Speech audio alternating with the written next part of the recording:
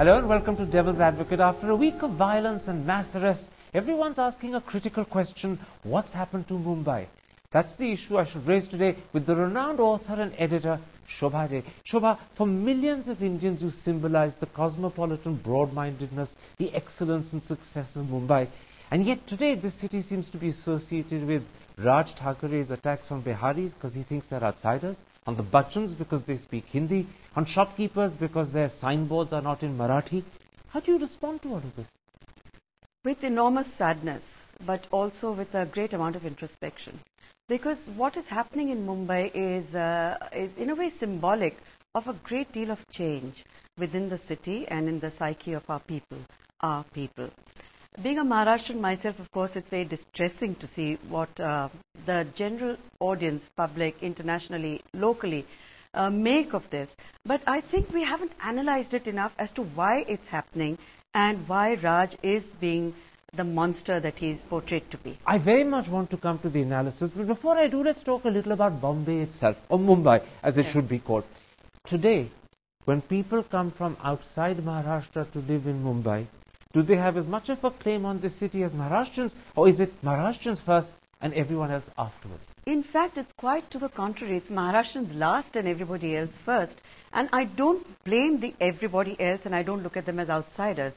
I think Maharashtrians need to do a great deal of inward thinking, inward looking, to figure out for themselves why the city's complexion has changed the way it has, and why it has in a way been hijacked in their minds by outsiders who are laying claim to it. You said two very interesting things. A, that it's been hijacked in their minds, but before that you said today it's everyone else first, Maharashtrians last. Yeah. Are Maharashtrians being discriminated against in Mumbai? I would to some extent agree that they are being discriminated against in terms of job applications like the railways, which we saw just last week, what happened there.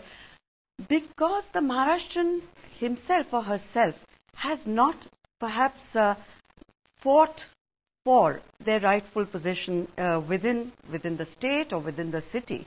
And I say that with a great amount of compassion, not just for Maharashtrians, but for a system that seems to not recognize the dreams and ideals of the locals. Before I come to why they haven't fought for their rights, you're really seriously saying that today in Mumbai, the capital of Maharashtra, Maharashtrians get a raw deal. I am definitely saying Maharashtrians get a raw deal, which does not mean that I in any way support violence or that I'm endorsing what Raj Thakre stands for. What I'm saying is the raw deal has a lot to do with the Maharashtrian way of maybe asserting or not asserting themselves. You mean they're not assertive enough? They're not assertive enough. They're too laid back? They're too laid back, and also there is a certain intellectual arrogance, which means that Maharashtrians will not do the kind of jobs like dhobis, darwans, bhelpuri walas, taxi drivers, which they consider maybe a little demeaning and beneath themselves. But there are the articulate, intelligent, educated Maharashtrians who are also not getting a shot at jobs which really, I can understand their peak too. You're saying, therefore, both because they're laid back and perhaps a little indolent in their attitude, and also because they're, as you said, arrogant and they won't do certain types of jobs that they consider demeaning. For both those reasons, they're losing out in their own capital to people who come from elsewhere. Definitely. And they're not as hungry and as aggressive in moving out of that capital or out of their state. What stops them? So they lack a certain ambition as well. It's a lack of the killer instinct. They don't want to go. They can go to Bihar and look for jobs. They can go to Punjab and look for jobs. They can go to West Bengal and look for jobs.